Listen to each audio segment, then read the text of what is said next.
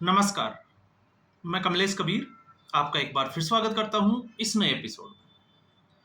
आज के इस एपिसोड में हम बात करेंगे कल जो फैसला आया मालेगांव ब्लास्ट का, जिसमें सभी आरोपियों को बरी कर दिया। लगभग 7 लोगों को आरोपी बनाया गया था, जिसमें कल के वीडियो में हमने बात भी की थी। 2 का बैकग्राउंड अगर आप देखोगे तो एक रिटायर्ड कर्नल और दूसरे मेजर, साथ में प्रज्ञा सिंह ठाकुर। अब उसका जब फैसला आया तो उसके बाद में ये मुद्दा जो है वो राजनीतिक रंग पकड़ने लगा, और जब ये राजनीतिक रंग पकड़ने लगा तो इसके ऊपर हमने भी वीडियो में बात की, जिसमें सबसे अहम जो मुद्दा रहा वो रहा भगवा आतंकवाद का। लेकिन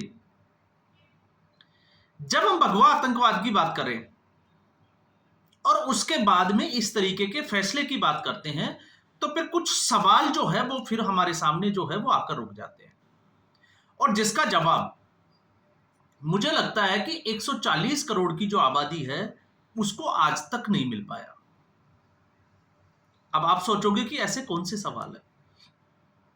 पहला सवाल, मैं मालेगांव ब्लास्ट की बात नहीं कर रहा, मैं और भी जो ब्लास्ट हुए थे उनकी भी मैं बात करूंगा, लेकिन बड़ी बात यह है कि आखिर जब आरोपी सारे निर्दोष है, बरी हो गए, तो हत्याएं हुई, वास्तविक घटना में अगर आप देखोगे तो ब्लास्ट भी हुआ, तो फिर इसके पीछे किसका हाथ था? क्या उनको सजा नहीं मिलनी चाहिए? तो कोई तो जिम्मेवार होगा, और ये जिम्मेवारी तय करने की जो है वो जिम्मेवारी किसकी है ये भी तय होना जरूरी है।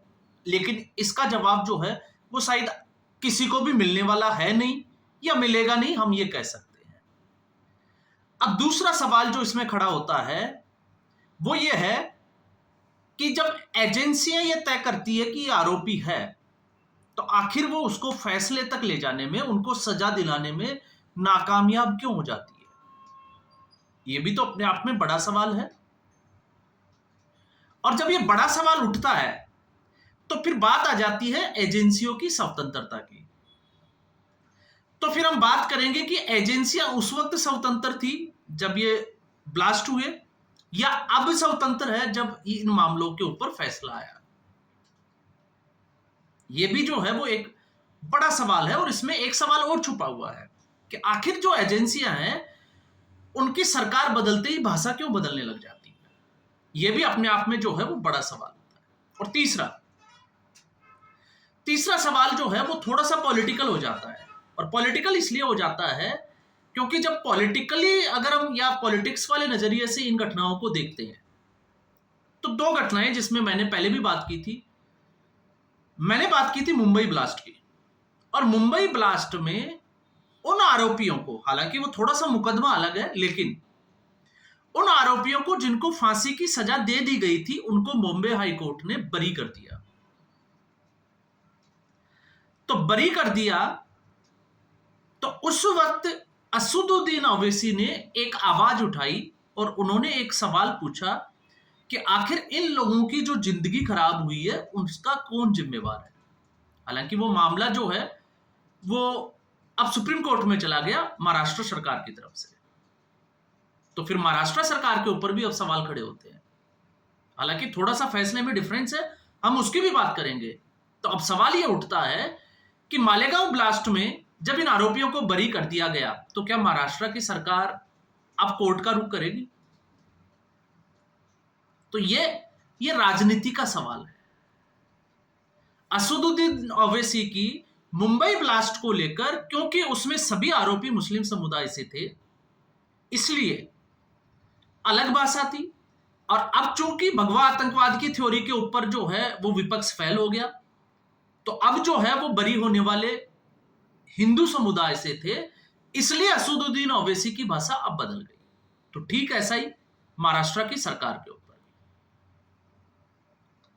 तो ये एक तरीके से इस देश में कुछ उलझी हुई चीजें हैं, जिसमें सवाल तो बहुत सारे हैं लेकिन जवाब जो है वो किसी के पास कुछ भी नहीं है। क्योंकि कोर्ट का जो फैसला होता है वो सर्वोपरि होता है, और हम अगेंस्ट जो है वो कोर्ट के फैसले के जा नहीं सकते, वरना कोर्ट ऑफ कंटेम्प्ट जो है वो आपके लिए तैयार बैठा है। और जब हम इसकी बात करते हैं तो ये क्यों जरूरी हो जाता है, हम इसकी बात क्यों कर रहे हैं?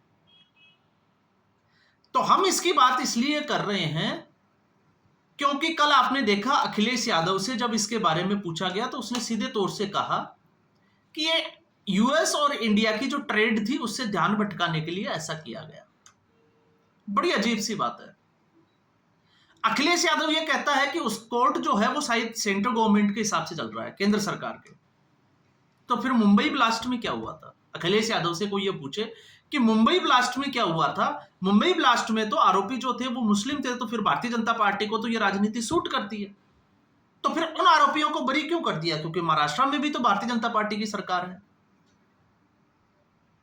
तो आप सोचकर देखिए। और अखिलेश यादव, आपने देखा डिंपल यादव का अभी एक मैटर हुआ था, उसमें वो चुप है। क्यों चुप है? क्योंकि वो उसकी राजनीति को शूट नहीं करता, वरना एमवाई जो फैक्टर है वो खराब हो जाएगा। एमवाई का मतलब, अब मुलायम सिंह और यादव जो है वो एमवाई फैक्टर बोलते हैं, लेकिन मैं बोलता हूं मुसलमान सिंह यादव, तो वो फैक्टर जो है वो टूट जाएगा और उससे फिर अखिलेश यादव की जो राजनीति है उसके ऊपर थोड़ा खतरा मंडराएगा। तो आप उम्मीद कर सकते हैं कि अखिलेश यादव ऐसा बयान क्यों दे रहे हैं। फिर उसके बाद में कमलनाथ से जब ये पूछा गया तो कमलनाथ ने कहा कि जब कोर्ट का फैसला आ गया तो हमें इसके ऊपर बातचीत नहीं करनी चाहिए। और दिग्विजय सिंह, अब मैं इनकी बात वापस जो है वो आऊंगा, लेकिन जब दिग्विजय सिंह से पूछा गया तो वो बोलता है कि आतंकवाद का कोई धर्म नहीं होता। तो अगर उनसे कोई ये पूछे कि कल जिस तरीके से आरोपियों को बरी किया गया तो फिर आतंकवाद का धर्म बचता कौन सा है? आखिर वो कौन से आतंकवादी थे जिन्होंने मस्जिदों से ऐलान किया कश्मीर के हिंदुओं के पलायन करने के लिए मजबूर किया गया, हिंदुओं की औरतों के साथ अत्याचार किया गया और 90 के दशक में, तो उनका धर्म कौन सा था? फिर उसके बाद में एक के बाद एक सिलसिलेवार जितने भी जो आतंकवादी हमले हुए, चाहे फिर उसमें जो है वो कसाब का भारत में आना ही क्यों ना हो, तो पाकिस्तान प्रेमी या पाकिस्तान प्रेरित जो आतंकवाद था उसका धर्म क्या है? तो फिर उसमें बोलने में हर्ज क्या है? क्यों? क्योंकि ये जो थ्योरी थी ये तो ब्रेक होना शुरू हो गई। और फिर हम बात करते हैं राहुल गांधी की। तो राहुल गांधी भी तो उसी कड़ी में जो है वो खड़े कतार में खड़े दिखाई देते थे, हिंदू हिंसक होता है। और कांग्रेस की थ्योरी थी भगवा आतंकवाद, सैफ्रॉन टेररिस्ट की। और आपने देखा जिस तरीके से कल एक रिपोर्टर ने उनसे सवाल पूछा, चुप रहे, और उनके पीछे प्रियंका गांधी वाड्रा खड़ी थी। उन्होंने कान में कुछ फुसफुसाया और फिर उसके बाद में राहुल गांधी ने जो जवाब दिया वो आप सभी को पता ही होगा कि उनका जो है वो मुद्दा अलग है, वो इसके ऊपर बात नहीं करना चाहते। क्यों नहीं करना चाहते? और प्रियंका गांधी वाड्रा ने ऐसा क्या बोला होगा? तो आप सोच के देखिए, अगर राहुल गांधी कुछ बोलते तो मुझे लगता है कि शायद जो है वो बवाल होना तय था, इसलिए वो चुप रहे। तो फिर हम आ जाते हैं उस वक्त की एजेंसी की बात करेंगे, उस वक्त की कांग्रेस पार्टी की। और बात करना इसलिए जरूरी हो जाता है क्योंकि दिग्विजय सिंह और कमलनाथ का रोल जो है वो बहुत इंपॉर्टेंट हो जाता है। हालांकि कमलनाथ तो सिख नरसंहार जो हुआ था उसमें भी आरोपी थे। तो उस वक्त ये लोग जो है वो बड़े जो है वो फुदफुदा रहे थे, हिंदू आतंकवाद। और एक कॉमन चीज जो मैं आपको बताने जा रहा हूं, शायद आपको पता है या नहीं है, मुझे नहीं आइडिया, लेकिन ये जो सारे जिसकी मैं बात कर रहा हूं, ये सारे ब्लास्ट जो है वो 2006, 2007 और 2008 के आसपास के हैं।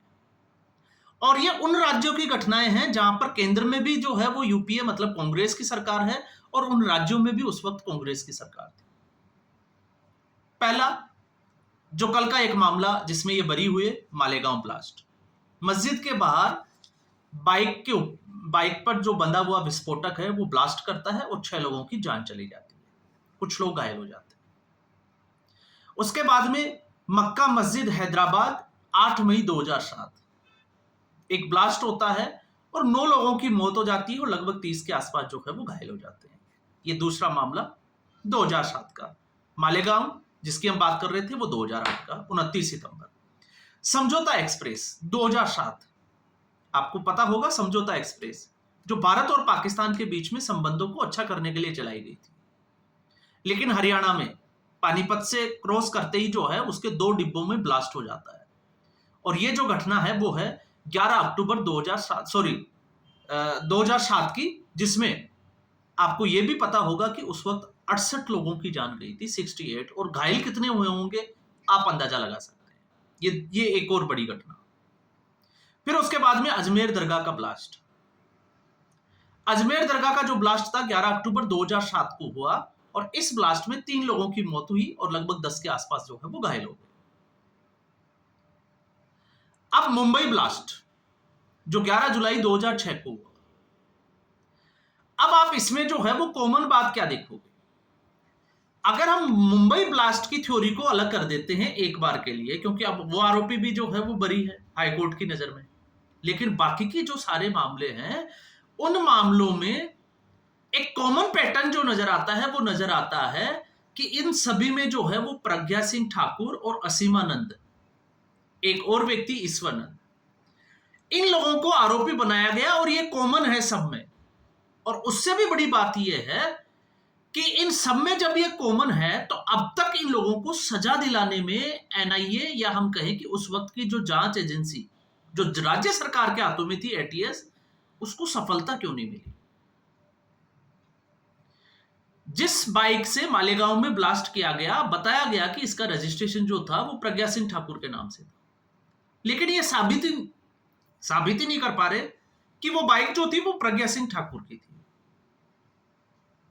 और 2007-8 से लेकर 2013 तक यूपीए 2 की सरकार थी। ये एक बहुत लंबा पीरियड होता है, और यही वो वक्त होता है जिसमें एविडेंस इकट्ठा करके जो है वो सबूत पेश किए होंगे ट्रायल कोर्ट के सामने।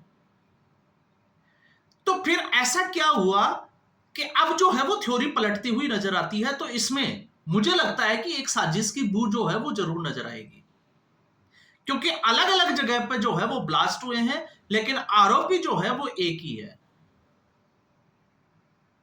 और उससे बड़ी बात यह है कि आज जब फैसले आ रहे हैं तो सभी आरोपी जो है वो उन मामलों में बरी है। तो फिर उस वक्त की सरकार और एजेंसी के ऊपर, उनकी मंशा के ऊपर सवाल क्यों नहीं उठने चाहिए? तो फिर सवाल जो है वो ये आता है कि क्या ये भगवा आतंकवाद की थ्योरी जो है वो जानबूझकर गढ़ी गई थी, पॉलिटिकल नैरेटिव सेट करने के लिए, मुस्लिम तुष्टीकरण के लिए?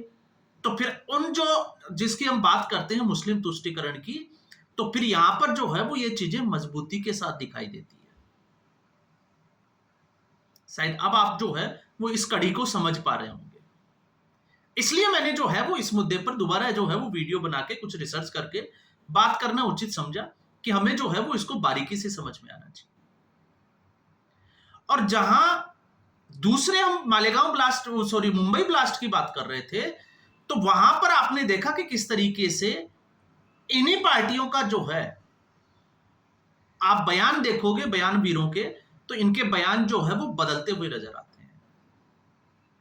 तो जब आपने देखा पिछले 20 साल की जो घटनाएं हैं, अगर आतंकवादी का धर्म मुस्लिम है तो इन पार्टियों का स्टैंड होता है कि आतंकवाद का कोई धर्म नहीं होता। लेकिन जहां पर आरोपी बनाए गए और अगर वो इस धर्म से नहीं आकर किसी दूसरे धर्म से हैं, हिंदू धर्म से ही है मान लीजिए, तो फिर आतंकवाद का एक धर्म होता है जिसको भगवा आतंकवाद या फिर हिंदू आतंकवाद। और प्रयास यह किया गया कि आरएसएस को भी जो है वो इसमें घसीटने की कोशिश की गई कि आरएसएस जो है वो एक आतंकवादियों की संस्था है। तो अब 2014 के बाद क्या बदला? तो अब मुझे लगता है कि ये थ्योरी जो है वो बदल रही है, और स्टेटमेंट अब इन पार्टियों की मजबूरी है। जिस तरीके से 2014 के बाद से हिंदू संगठित हुआ है, तो ये लोग जो है वो इसके ऊपर कुछ बोल नहीं सकते। चुप्पी साधने का कारण क्या है, ये भी आपको जो है वो समझना चाहिए, क्योंकि अगर अब इन लोगों ने ऐसी कोई हरकत की तो इनका पता है कि पॉलिटिकली जो है वो इनका नैरेटिव खराब हो जाएगा आगे के लिए, और फिर ये पॉलिटिकली सरवाइव नहीं कर सकते, तो फिर ये बातों को घुमाने लगे हैं। तो आज के एपिसोड में बस इतना ही। उम्मीद करूंगा वीडियो एपिसोड आपको पसंद आया होगा। वीडियो को लाइक करें, शेयर करें, चैनल जरूर सब्सक्राइब करें। धन्यवाद।